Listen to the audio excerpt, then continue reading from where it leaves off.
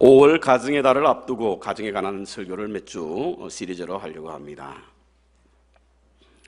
영국 런던에서 가정이 무엇이냐라고 하는 제목으로 현상 모집을 했는데요. 그 결과 대답이 좋다라고 선정된 몇 가지 내용을 소개하려고 합니다. 첫째로, 가정은 투쟁이 없는 세계요 사랑으로 가득 찬 세계이다. 작은 자가 큰 자가 되고 큰 자가 작은 자가 되는 평등이 이루어지는 곳이다. 아버지의 왕국이요 어머니의 세계요 아이들의 낙원이다. 가장 불평이 많은 곳이지만 빨리 그 불평이 해소되는 곳이다. 우리의 애정의 중심이며 마음에 있는 최선의 소원이 있는 곳이다. 온갖 인간의 허물과 실패를 달콤한 사랑 속에서 숨겨주는 곳이다 라고 하는 그런 대답이 있었다고 합니다. 좀 오래된 조사이긴 합니다만 2001년도에 한국 갤럽에서 인간에게 있어서 최고의 가치가 무엇인가라고 하는 설문조사를 하고는 발표했던 적이 있는데요. 그 대답은 가정의 행복이다.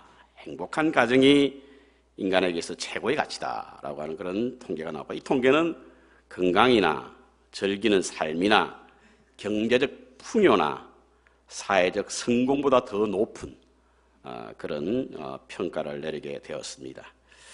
이는 가정보다 더 소중한 것이 없다는 사실을 말해주고 있는 통계인데요. 그렇습니다, 여러분. 세상에 제 아무리 높은 지위와 부귀를 누린다고 하더라도 가정보다 더 귀한 것이 없고요. 세상에 제 아무리 뛰어나고 훌륭한 사람이라도 가족을 대신할 수는 없습니다. 그래서 성서적 신앙과 사회윤리라고 하는 책을 썼던 클린턴 가드너라고 하는 사람은요, 이 사회학자는 모든 것을 다 잃어도 가정이 있으면 아직 다 잃은 것은 아니지만 모든 것을 다 가져도 가정을 잃으면 모든 것을 다 잃는 것이다 라고 하는 말을 했습니다. 이와 같은 이유로 우리 사회는 가정의 행복, 그런 행복한 가정을 위한 현자들의 가르침이 참 많고요. 또 여러 가지 책들이 소개되고 있습니다. 하지만 그 가르침은 일반적으로 윤리적이고 도덕적인 틀 안에서 다루고 있습니다. 그래서 사생활의 영역에 두어서 어떤 법적 제재나 혹은 간섭을 받으려 하지 않습니다. 그런데 기독교는 그렇지 않습니다, 여러분. 이를 계명의 명시함으로 단순한 그러나 도덕과 윤리를 뛰어넘어 하나님의 법으로 법제화하고 이것을 다루고 있습니다. 출애굽기 19장에 보면요, 하나님의 주신 계명은 기본적으로 지키면 하나님의 백성이 되어 하나님의 보호를 받고 그렇지 않으면 버림을 받는다라고 하는 원칙 아래서 하나님의 계명이 세워졌지 않습니까? 그렇다고 한다면 가정에 관한 말씀 또한 단순히 개인의 사생활에 관한 것이 아니라 하나님의 백성으로 살아가는 우리가 지켜야 할 규범이란 사실을 우리는 먼저 기억해야 될 줄 믿습니다. 본문으로 들어가면요, 하나님께서 만물을 창조하신 후에 가장 먼저 하신 일이 무엇일까? 그것은 가정을 만드는 일이었습니다. 창세기 1장과 2장 전반부에 보면요, 하나님 만물을 창조하셨잖아요. 사람도 만들었습니다. 그런데 그렇게 하시고 난 이후에 2장 후반절에 보면 오늘 본문에 가정을 창조하신 장면이 나오는데, 하나님께서 그러면 가정을 창조하신 것, 가정을 창조하신 분은 하나님이시라는 사실인 것입니다. 세상의 대부분의 공동체, 대부분의 조직은요, 사람의 필요에 의해서 사람이 조성하고 만들었습니다. 하지만 유일하게 하나님께서는 두 개의 공동체를 당신 스스로 만드셨는데, 그것이 무엇이냐면 바로 교회와 가정입니다. 그리고 교회보다 가정을 먼저 만드셨습니다. 이는 믿음의 삶에 있어서 가정이 얼마나 중요한가를 말씀해주고 있고요, 해석할 수 있는데요. 건강한 사회는 건강한 가정에서 비롯된다라고 하는 말씀과 같이 하나님의 나라를 위해서는 건강한 가정이 있어야 한다라고 하는 것을 하나님은 아셔서 가정을 먼저 세우신 것으로 믿어집니다. 하나님께서 가정을 만드실 때 먼저 한 남자와 한 여자를 만나서 가정을 세웠습니다. 그러니까 부부는 가정의 기초라고 할 수 있습니다. 부부관계는 가정의 기초예요. 그래서 오늘은 부부에 관한 말씀을 함께 나누려고 하는데요. 우리가 흔히 이런 질문 받죠. 만일 부모님과 아내가 함께 동시에 물에 빠졌다고 한다면 누굴 구하겠냐? 들어보셨어요? 정말 바보 같은 질문이긴 합니다만 이런 질문을 받을 때가 있지 않습니까? 여러분들은 누구를 먼저 구하시겠습니까? 어머님을 먼저 구해야 된다라고 주장하는 사람들이 내세우는 당위성은 뭐냐면, 부모와 자식은 천륜의 관계이고 남편과 아내의 관계는 일륜의 관계이기 때문에 천륜을 따르기 위해서 부모님을 먼저 구해야 된다, 이렇게 말하는 사람이 있습니다. 물론 비기독교인들은 그렇게 생각할 수가 있습니다. 그렇지만 기독교는 그렇지 않습니다. 한 남자와 한 여자가 만나서 부부로 사는 것이 인륜에 의한 것입니까? 우리는 그렇게 믿지 않지 않습니까? 하나님이 짝지어줬다고 믿잖아요. 그러니 부부도 하나님이 맺어주신 천륜에 의해서 맺어진 관계인 줄 믿습니다. 그래서 부모, 자식만 천륜이 아니라 부부도 천륜이다라고 하는 것을 우리는 알아야 합니다. 정말 하나님이 맺어주지 않았으면 만났겠습니까? 저는 기적 중에 가장 큰 기적은 바로 지금 저의 아내를 만났다는 기적입니다. 그렇지 않아요? 남자와 여자가 만나서 결혼을 하게 되는데 한 남편과 한 아내가 만나는 것은 정말 기적 중의 기적입니다. 그래서 화성에서 온 남자, 금성에서 온 여자, 이런 말도 있잖아요. 이것은 물론 서로 다르다라고 하는 것을 표현한 그런 책이긴 합니다만, 화성과 금성이 얼마나 뭡니까? 기적적으로 만났다는 이야기죠. 이것은 바로 하나님께서 짝지어주지 않았다고 한다면 불가능한 일이기에 부부간의 만남은 천륜이라고 할 수가 있습니다. 이렇게 부부가 만나서 한 가정을 이루는데요, 그러면 하나님께서 이 가정을 만드시고 부부를 만나게 하신 목적이 무엇인가? 우리 18절부터 우리 보겠습니다. 18절을 우리가 같이 함께 보겠습니다.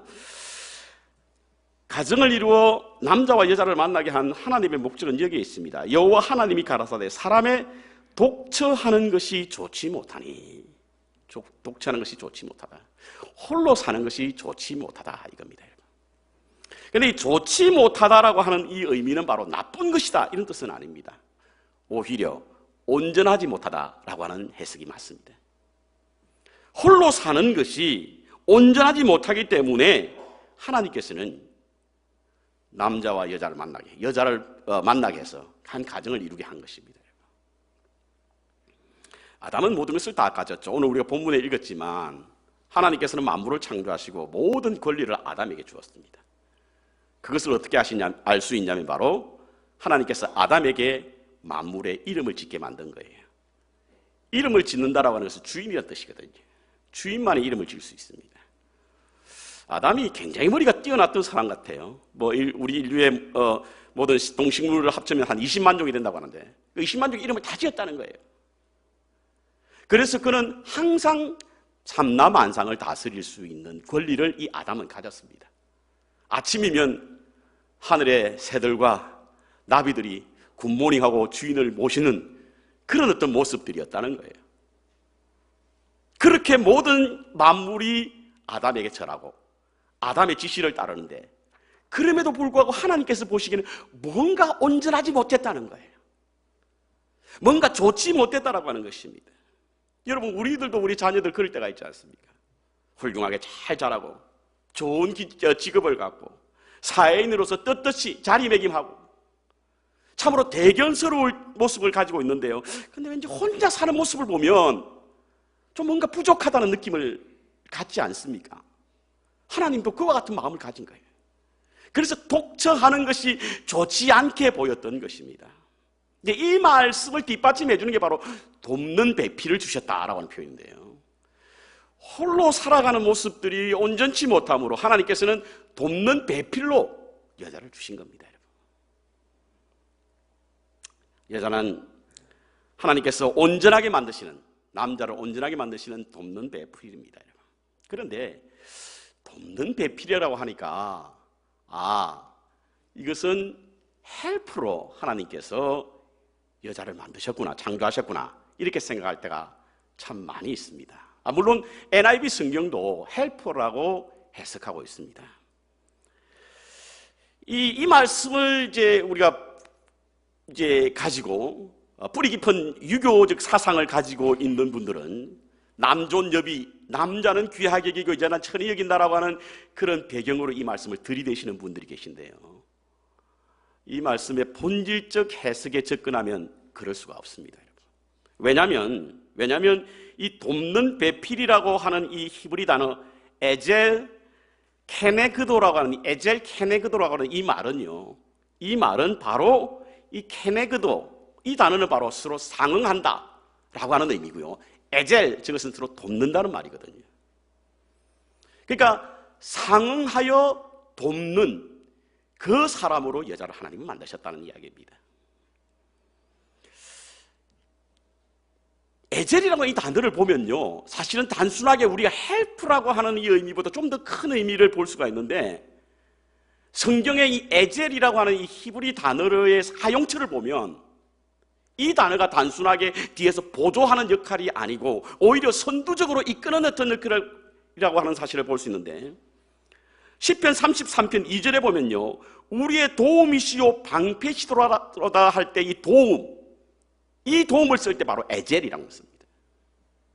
뿐만 아니라 시편 40편 17절에 보면 주는 나의 도움이시오라고 할 때 이 도움, 이때 바로 에젤이라고 하는 단어를 써요.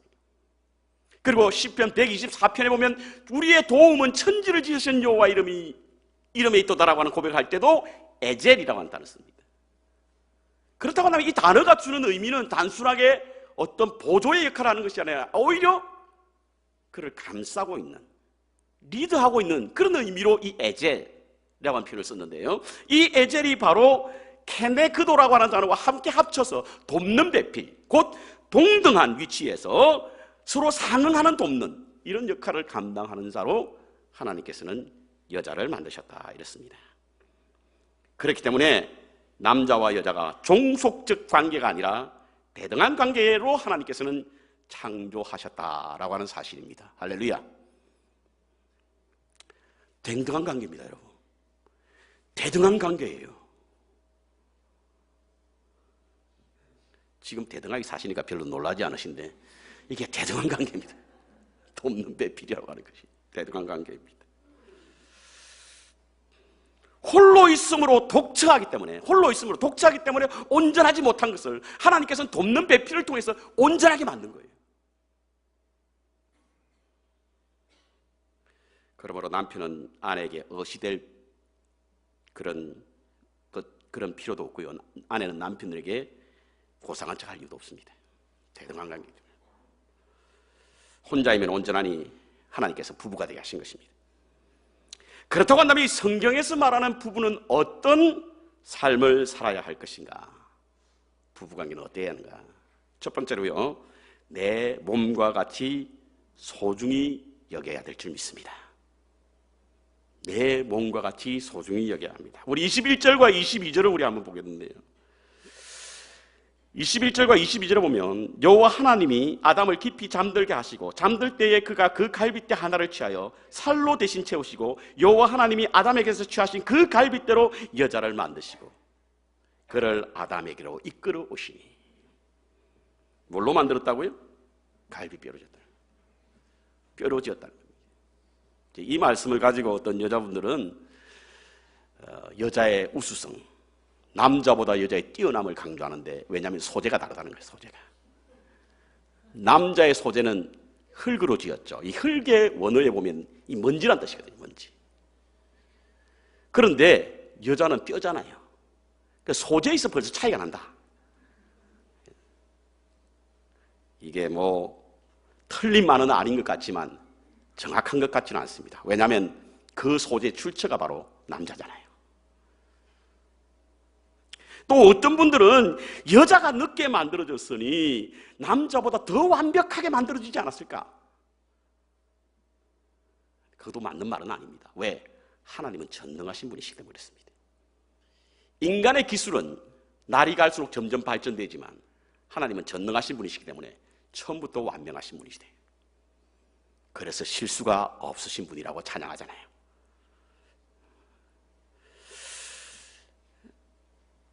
어떤 분들이 이런 말씀하시더라고요. 하나님께서 여자를 만들 때 갈비뼈로 만든 것은 특별한 의미가 있다. 왜? 머리뼈로 만들었다고 한다면 남자의 머리 꼭대기에 올라갔을 것이고, 이 발목에 있는 뼈를 만들었다고 한다면 남자의 지팔뼈 클 것 같으니까 하나님이 갈비뼈로 만드신 것이다.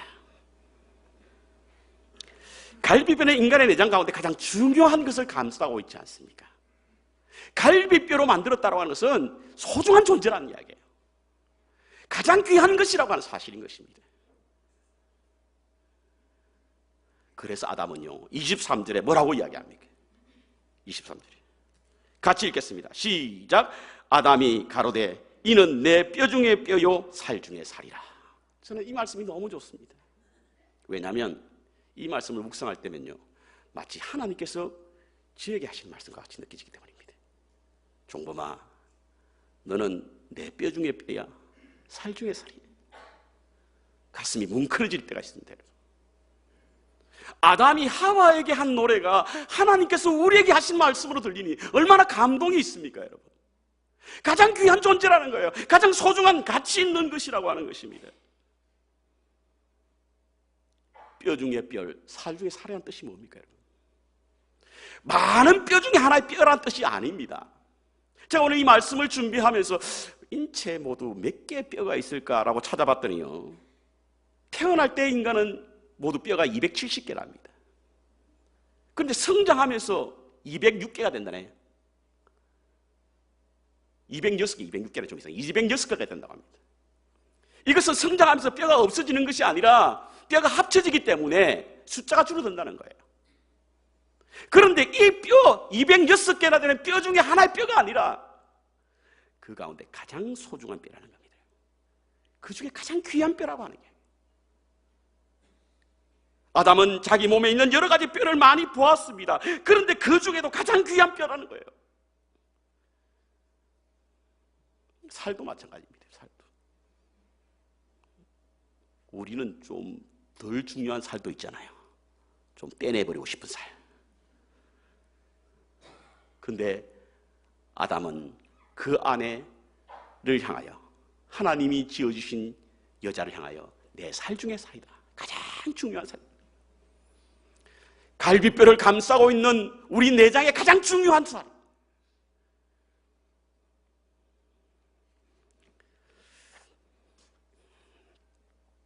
이런 재미난 이야기가 있습니다.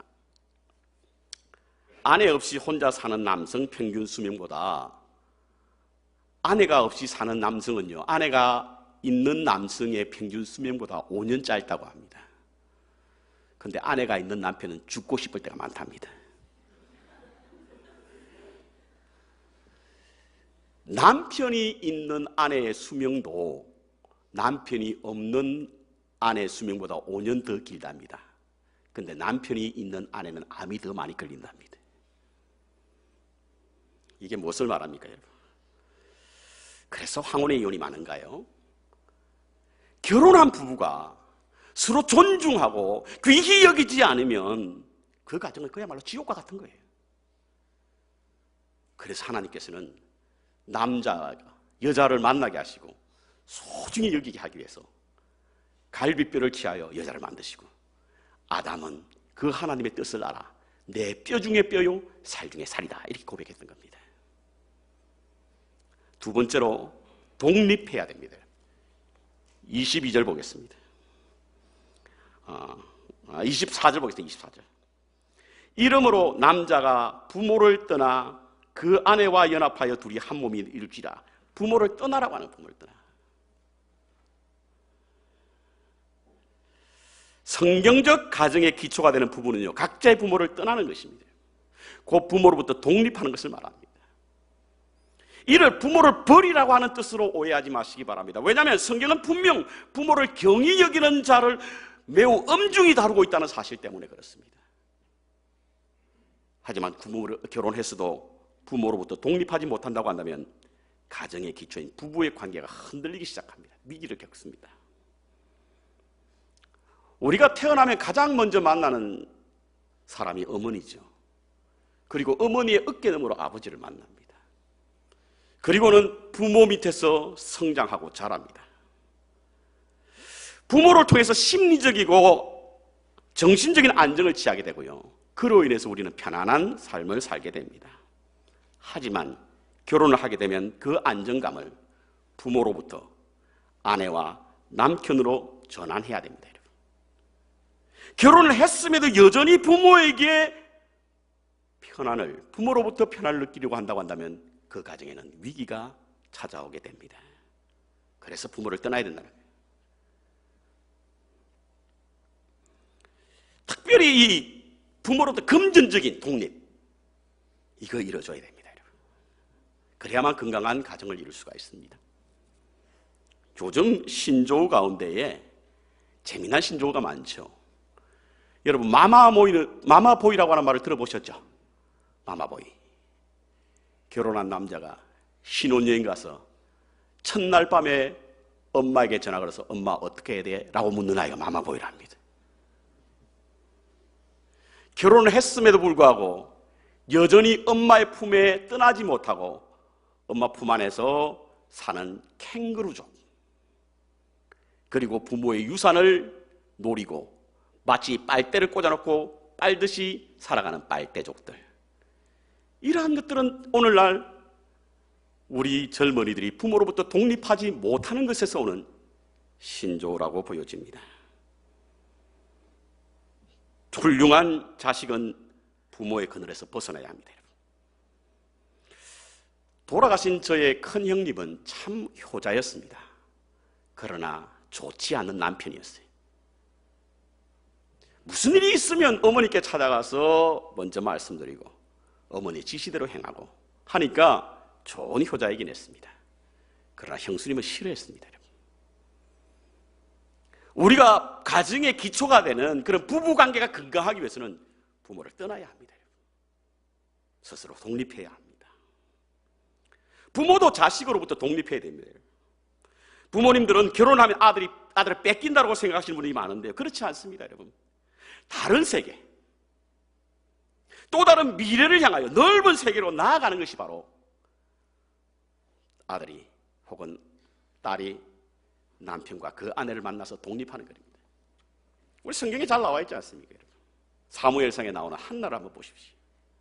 한나는요, 모든 것을 다 가진 부러울 것이 없는 여인이었습니다. 그런데 딱 한 가지 문제가 있죠. 자식이 없다는. 이 문제 때문에 그는 참으로 마음이 괴로워서 눈물로 밤을 지새웠던 여인입니다. 그러다가 천신만고 끝에 아들 하나 얻지 않습니까? 그런데 한나는 그렇게 얻은 아들을 젖을 떼자마자 아직도 피덩이와 같은 아들을, 그 아들을 실로라고 하는 곳에 가서 제사장 엘리에게 바침으로 자식과 떨어집니다. 그러기에 사무엘은 이스라엘의 역사 중에 가장 위대한 선지자가 되었습니다. 전무후무한 위대한 사람이 되었습니다. 여러분. 그렇습니다. 자식은 부모로부터 떠나 독립해야 됩니다.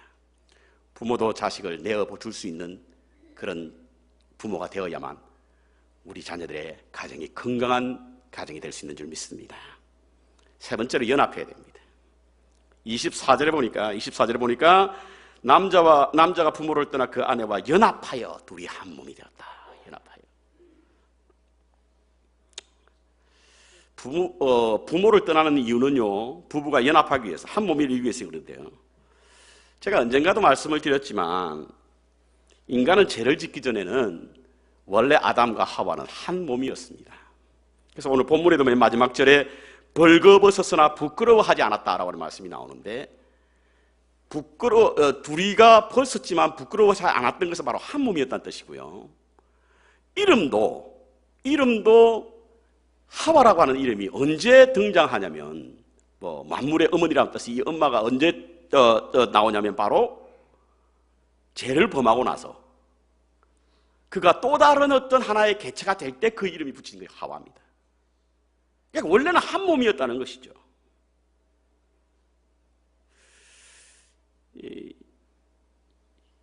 이 히브리의 남자는 이시고요, 이시고 여자는 이슈아라는 뜻인데, 같은 어떤 어근을 가지고 있는 말로서 서로 통등하고 평등하다는 의미도 있지만 서로 하나가 됐다라는 뜻입니다. 그래서 이름이 없고 그냥 남자, 여자 이렇게 불렀던 거예요. 그걸 구분짓기 위해서. 그러기에 하나님께서는 우리가 가정의 기초가 되는 부부가 만날 때는 하나가 되어야 된다. 그런데 이 하나가 단지 육체적 하나만을 의미하는 것은 아닙니다. 육체 속에는 정신적인 것과 영적인 것이 함께 있잖아요. 그러니까 둘이 한 몸이 된다라고 하는 것은 정신적인 것과 영적인 것이 다 하나가 된다는 뜻입니다. 전인적인 하나, 일부분이 아니라 그때 비로소 우리의 가정은 든든한 기초 위에 세워진 부부가 될 수 있다는 사실인 것입니다. 간혹은 결혼한 후에 이혼하시는 분들의 사유를 들어보면 서로 성격의 차이다 라고 하는 말씀을 듣곤 하는데요, 결혼하기 전에는 알 수 없었는데 결혼하고 나서 한 공간에 살다 보니까 여러 가지로 차이를 보이고 이런 차이를 극복하지 못해서 헤어지는데, 이것은 바로 정신적인 연합이 제대로 이루어지지 않았기 때문에 그렇습니다. 또한 믿는 자에게서 영적인 연합도 굉장히 중요하죠. 영적인 연합. 영적인 연합이 왜 중요하냐면 믿는 사람과 믿지 않는 사람의 가치관은 다릅니다, 여러분. 가치관이 다르니 목표가 다르잖아요. 그런데 어떻게 하나가 될 수가 있습니까? 그래서 믿는 사람과는 믿지 않는 사람과는 결혼을 하지 않거나 믿지 않는 사람과 결혼을 했다고 한다고 한다면 반드시 영적 연합을 위해서 함께 믿음 생활해야 건강한 그런 가정의 기초가 세워질 수 있는 줄 압니다. 여러분, 영적으로 하나가 되면요, 신앙의 위기도 극복할 수 있고 어려움도 이겨낼 수 있습니다. 왜냐하면 육체적으로는 부부이지만 영적으로는 동지가 되고요, 기도로서는 파트너가 되기 때문에 그렇습니다. 그래서 서로 밀어주고 끌어주고 세워주고 덮어주고, 특히 이 삶에서 오는 크고 작은 그런 어떤 다툼으로 인해서 이것이 점점 발전되어 돌이킬 수 없는 지경에 이르는데요, 통계적으로 보면 믿는 사람들이 그래도 그것을 잘 극복합니다. 왜? 영적인 연합이 이루어졌기 때문에 그렇습니다. 제가 처음 주례를 섰던 젊은 부부가 있습니다. 이 부부는 결혼 직전부터 서로 다른 환경, 다른 배경에서 자라왔기 때문에 이 티격태격 싸우면서 결혼을 하느니 마느니 이러면서 결혼을 준비하게 되었는데요, 제게 찾아와서 아주 결심을 하고, 특별히 제가 그 젊은 부부에게 내가 처음으로 결혼 주례를 하는데 나는 너희들이 이혼을 하게 되면 내 결혼 주례에 오점이 생기기 때문에 주례 안 할 테니까 다른 사람에게서 알아봐라. 이혼을 하지 않는다는 조건으로 결혼 주례를 했습니다. 그런데 살아가다 보면요, 그렇습니까 여러분? 너 없이는 죽고 못 산다는 사람들이 너 때문에 죽고 못 산다고 하는 이야기를 하는데, 이 살다 보면 서로 갈등이 생기지 않습니까? 그래서 티격태격 싸우니까 들리는 소문이 또 부부싸움 했다더라 뭐 그런 이야기가 들리는 거예요. 그런데 어느 날 큰 어떤 해프닝이 벌어졌어요. 심각한 일이 벌어진 거예요. 서로 말다툼하다가 시작된 그 싸움이 점점 커져서 이 남편이 술을 한 잔 먹고 집에 들어와서는 뭘 던졌나 봐요. 도무지 용납할 수 없는 그런 일이 벌어졌습니다. 그럼에도 지금 잘 살고 있습니다. 기물을 파손시키고 집을 나와버렸는데요, 가출해버렸는데요, 이 가출한 남편이 어디로 갔냐면 바로 제게 찾아온 거예요. 찾아와서는 자기 아내가 제게 먼저 말하기 전에 자기 입장에 대해서 막 이야기했었는 거예요. 근데 아내가 되는 사람은 신앙생활을 잘하는 자매였습니다. 당장 그만둘 것 같았는데 자기 남편이 목사를 찾아갔다는 이야기에 희망을 걸고 다시금 회복되었습니다. 믿는 사람들은 위기 때에 어디로 찾아갑니까 여러분? 교회로 찾아가거나 하나님의 사랑을 찾아가지 않습니까 여러분? 믿음의 동지를 찾아가거든요. 그러니까 영적으로 연합이 된 사람은 위기도 극복할 수 있는 줄 압니다. 뭐 그런 이야기가 있대요. 어떤 집사님 네 분이 부부싸움을 했다고 합니다. 처음에는 가벼운 말다툼으로 시작했는데 이것이 점점 커지다 보니까 돌이킬 수 없을 만큼 큰 싸움이 되게 됐다는 거예요. 남편은 주먹을 불끈 쥐었고 아내는 후라이팬을 들었는데 일촉즉발의 위기 속에서 남편이 아내에게 잠깐만 그러더랍니다. 왜? 아내가 그러니까 잠깐 물어보고 그랬다는 거예요. 그러니까 아내가 누구에게? 남편이 하나님에게. 그랬더니 아내가 들었던 후라이팬을 내리면서 크게 웃었다라고 하는 이야기가 있습니다. 시편 127편에 보면요, 하나님이 세우지 않으시면 세우는 자의 수고가 헛되고 하나님이 지키지 않으시면 파수꾼의 경성함이 헛되다라고 하는 말씀이 있는데, 이것은 바로 가정을 두고 하는 말입니다. 127편과 128편이 가정에 관한 말씀이거든요. 여러분, 우리가 세우려고 하면 잘 안 세워집니다. 하나님이 세우셔야 하는 거예요. 우리가 지키려고 하면 잘 안 됩니다. 하나님이 지켜야 하는 거거든요. 그러기 위해서 우리가 영적으로 하나가 되어야 하는 거예요. 마지막 한 말씀만 더 드리면요, 그리스도인은 두 집 살림을 꾸려야 합니다. 한 살림은 육신의 가정을 위해, 다른 살림은 영적인 가정을 위해서 꾸며야 하기 때문에 두 집 살림을 하는 사람이 그리스도인입니다. 여러분, 또 다른 하나의 가정은 바로 우리 교회입니다. 교회. 하나님은요, 창세기를 면밀히 살펴보면 원래 온 세계를 하나의 가정으로 만들려고 하는 꿈이 있었어요. 온 세계를. 그런데 인간의 죄로 말미암아 그것이 산산조각이 되고 말았습니다. 다시금 노아의 홍수를 통해서 온 세계를 하나의 가정으로 만들려고 했습니다. 그런데 또 인간의 하나님의 아들이 사람의 딸과 결혼함으로 그 꿈도 무산되고 말았어요. 하나님은 마지막 카드를 두셨는데 그것이 뭐냐면 바로 예수 그리스도십니다. 예수 그리스도를 통하여 세상을 한 가정으로 만드시려고 하는 겁니다. 그래서 성령께서 오셔서 그 가정을 만드시기 위해서 교회를 세우신 거예요. 그래서 교회는 바로 하나님의 꿈, 곧 전 세계를 한 가정으로 만들려고 하는 하나님의 꿈이 현실로 드러난 것이 바로 교회입니다. 그래서 교회는 가정과 같아야 하고요, 가정은 교회와 같아야 될 줄 믿습니다.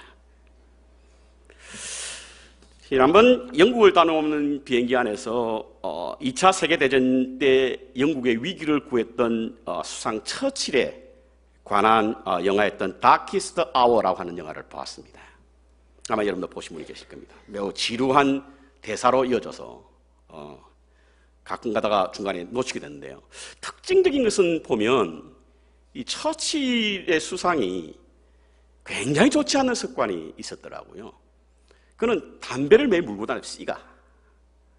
뿐만 아니라 식사 때마다 술을 마시는, 그리고 몸은 얼마나 비대합니까? 게으르죠.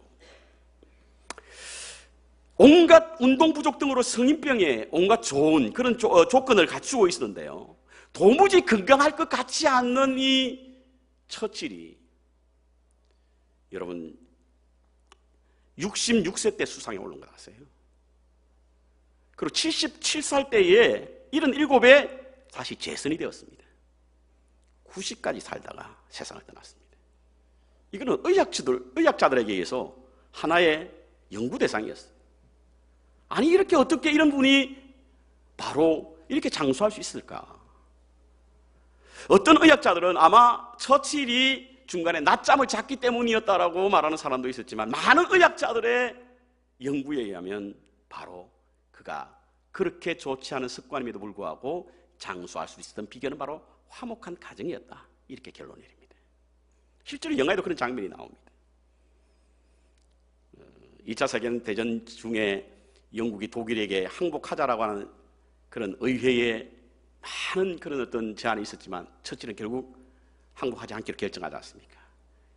국왕까지도 나서서 처칠을 힘들게 하거든요. 그래서 그는 온갖 스트레스로 그냥, 그런데 집에 가니까 당시에 아내였던 클레멘타인, 그가 생일을 준비하는 파티를 벌립니다. 아이들이 아빠를 위한 위로의 편지를 씁니다. 이것이 바로 처칠의 장수의 비결이었고, 성공의 미끄럼이 되었다는 겁니다. 가정을 가졌다는 것이야말로 최고의 축복입니다. 동물들은 가정이 없기에 기쁨이 없다는 말이 있습니다. 그래서 기쁨은 가정에서부터 출발한다는 것을 이것은 증명해 주고 있습니다. 그리고 그 가정의 기초는 바로 부부입니다, 여러분. 부부.